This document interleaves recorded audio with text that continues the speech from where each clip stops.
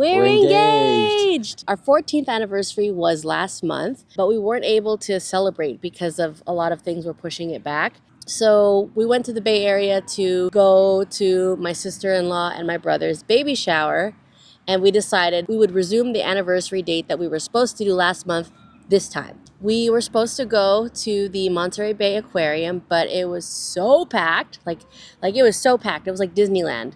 And so we decided not to go do that part. We'll go there next time. But what we did do was we went to go eat at this restaurant called Mission Ranch in Carmel, and there's these sheep there, and it was a nice sunset. We did have to wait 3 hours to get seated, but it was still really nice. I guess I just wanted to record this so that way it's our video diary, and that we can look back at this video many, many years from now and remember how we felt and what happened, so that it's not just inside my journal. Yeah. Because now it's like a home video, I feel like. Right. Okay. So here's the ring. Can you see it? Can you see it? I had planned to, go to the aquarium, and I was even thinking maybe I could propose there because there are a lot of nice places to take a shot or take a video there. But it might have been like too busy even if we did get in because it's just like so many people, and it might have been like a ton of people in the shot. So I guess it kind of worked out that we just decided not to go and go to Mission Ranch. And yeah, I'd seen it on TikTok. I thought it was a beautiful place. I know Nikki loves animals, so I thought, and Nikki loves the beach, and it's right on the coastline, and there's animals right there. And I tried looking around too. I was like, is there any place like this anywhere else in the area or in the world? And maybe there's some other stuff in the world, but at least in California, I think that's the only place that ever looks like that. And I think it was the perfect spot to propose.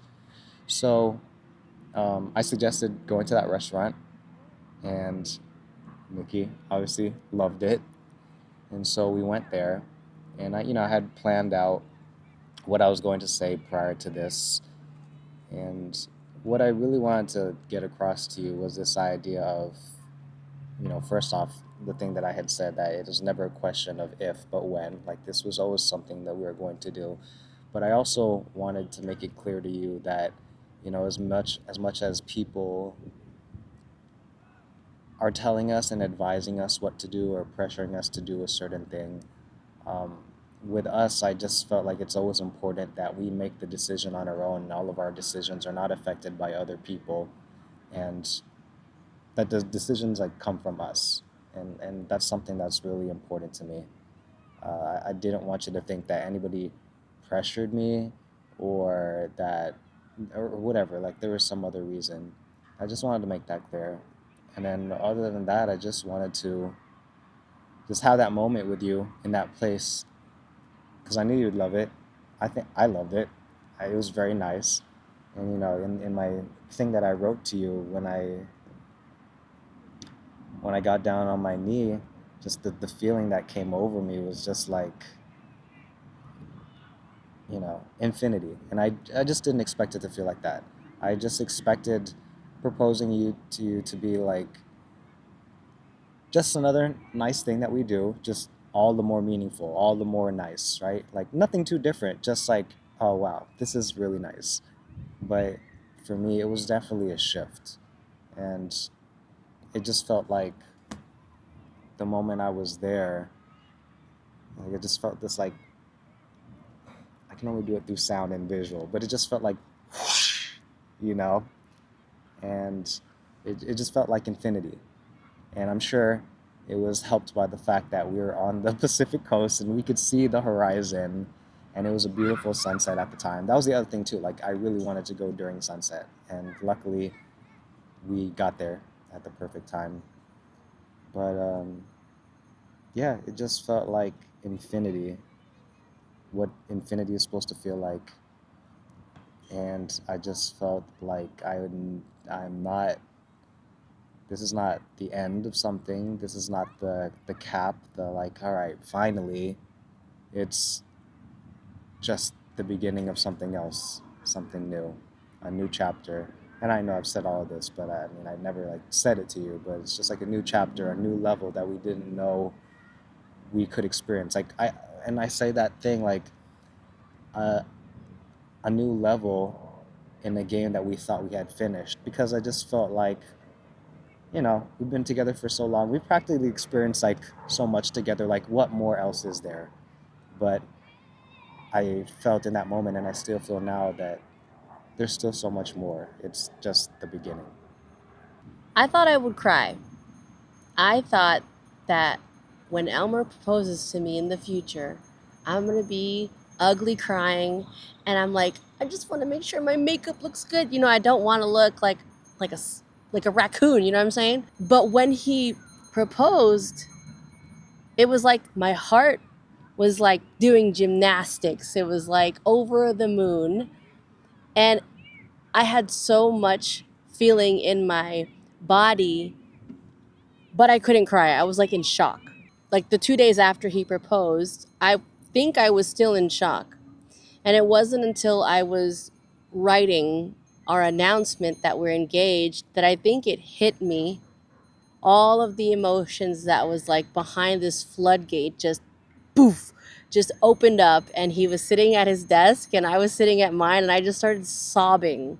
Like just full on sobbing, exactly what I did not want to look like at the restaurant. Never felt like that before. And so what's funny is at the proposal, when he was proposing, I was looking at the menu outside and I go, oh, that's kind of expensive. And normally I wouldn't think much about the price of it being expensive for our anniversary. But like, I think because our anniversary was a month ago, I kind of like forgot. It just wasn't there that like, this is our anniversary dinner, even though I knew it was. So I was like, oh, it's kind of expensive. And I'm thinking about food and I'm thinking about budget. And we walk through the restaurant and we sit down, and I'm like, I open the menu, I'm excited to eat. And Elmer was like, before we start, like Or before we before we start, begin, or or something. before we begin, this whole like slow down gesture. And I'm thinking, okay, budget. He's going to tell me, babe, order with your head, not with your stomach. He's going to say, don't order a lot of food. We got a budget. Like, I'm thinking money and food. And then he starts saying these nice things to me. He was saying these nice things out of the blue, but I anticipated that he was going to start talking to me about a budget and capping what we're going to order. And then instead, he starts saying, I know everybody is telling us what to do and we do things on our own time, and I love you so much. And I'm thinking, this is so sweet. Like, I'm smiling, not because I know what's happening, but because literally I'm like, this is so sweet. Like, this is so sweet. Like, it's just so sweet. And then you reach into your pocket, and I'm thinking you're going to pull out your wallet because, again, we're supposed to be talking about our budget for some reason. And I had zero clue, zero inclination, no idea until I saw the box. And I was like, oh my God. I felt like my body was like in three different places. Like, I felt like I was in three different places. My body was here, uh, hearing you presently, but like my head was in two places. My forefront of my head was like thinking food and budget. But over here, I think subconsciously I knew that this is a special moment because I felt like everything slowed down. And I've never felt like that before. I felt like it was just tunnel vision. It's just you, even though there's all these people, servers, people, food, forks clinking. Like, I don't hear anything except you. And then you got down on one knee and I was like, oh my God, what is happening right now? And I just felt like I was dreaming. I felt like this is a dream. Like, that dreamlike state, you're up in the clouds. Like, this is just too good to be true. This can't be happening because I would have seen the signs. I would know. When you proposed, I was at a loss of words. Lost for words. I couldn't think of a coherent sentence. All I could say was, no way. Oh my God, babe, I love you. Obviously, I said yes. And I had also thought that, like, when you proposed to me, it's just like checklist, like what we're supposed to do, on to the next thing. I didn't think it was going to be I mean, I thought it would be a special moment. Like, it's gonna be special, but Yeah. I didn't think I would feel any different. But I felt completely different after that moment. Like, I saw you there, and you had this ring in your hand, and the way I felt was like a door right over here just like opened. Through this door was like a vast, endless, like kind of like what you said, but like it was just a vast, endless space that we haven't touched yet. And I didn't know that that existed. I didn't know that there was another plane for us to visit. I think that that is probably one of the most memorable feelings, is this feeling of,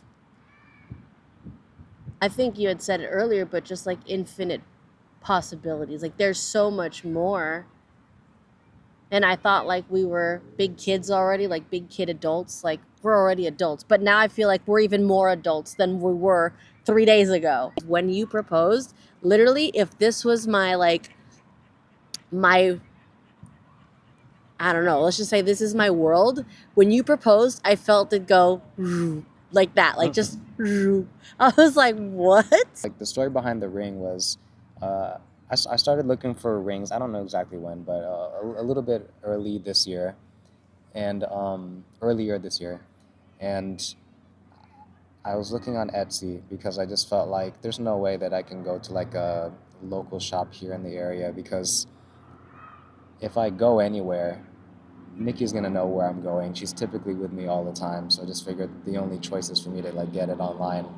So I was looking on Etsy and looking through a lot of rings, and I'm just like, man, these rings are so ugly, or these rings are so not Nikki, or these rings look dated. And eventually I found one. I went with something timeless, and I saw a few options that I thought would look really nice, but I just felt like over time it might look like a dated ring. And yeah, I just wanted to opt with something like timeless and elegant. I think that made the most sense. So I finally found one, and the next issue was being able to get it, like pick it up. Like, how am I gonna pick this thing up?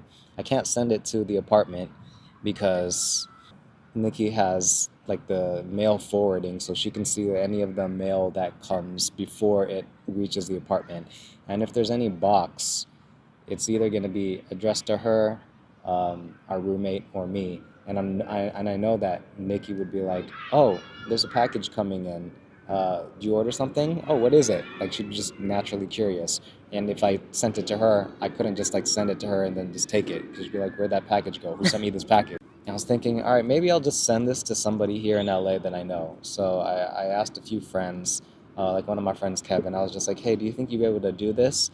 And he was able to, but the timing just didn't work out where I'd be able to pick it up in time to have it for the first time that we were supposed to go to Carmel and go to Mission Ranch. But yeah, the first time we went to the Bay Area. So that didn't really work out.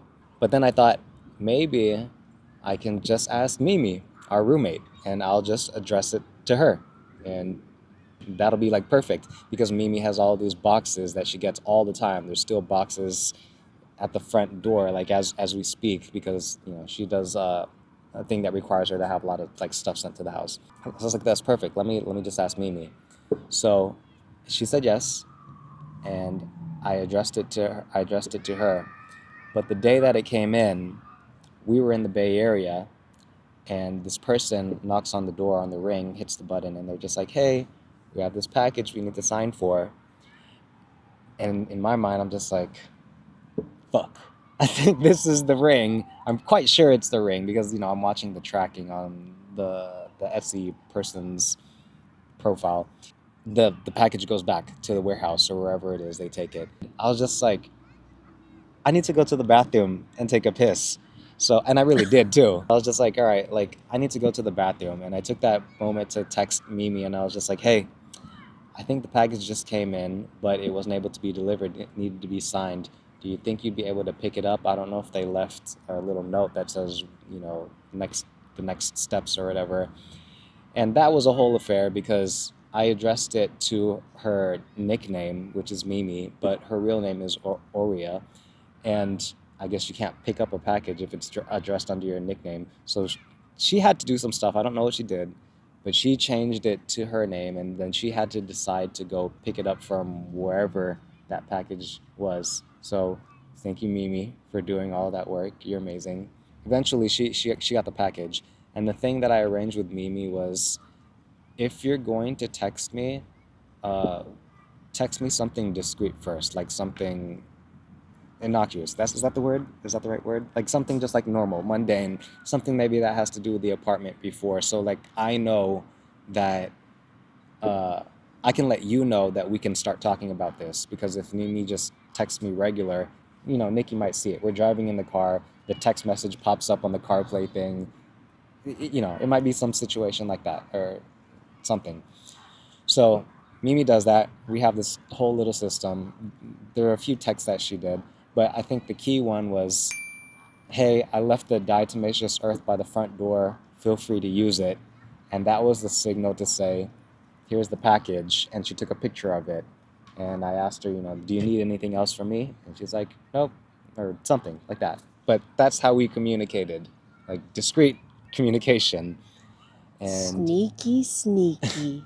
And one of these evenings when Nikki was asleep, like super duper late, I just took the box, I opened it up, I inspected it, looked at it. It was beautiful. I loved it.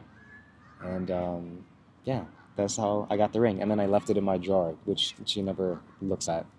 So We told most of our friends and family that we wanted to tell before we announced it. He called me his fiance just last night. I think for the first time he told somebody my fiance, and I was like, oh my God. It's just crazy that we get to plan our wedding, like for real plan our wedding. Sometimes we talk about things, in the air, but like now we're talking about these things with a ring on my finger. Like this is legit.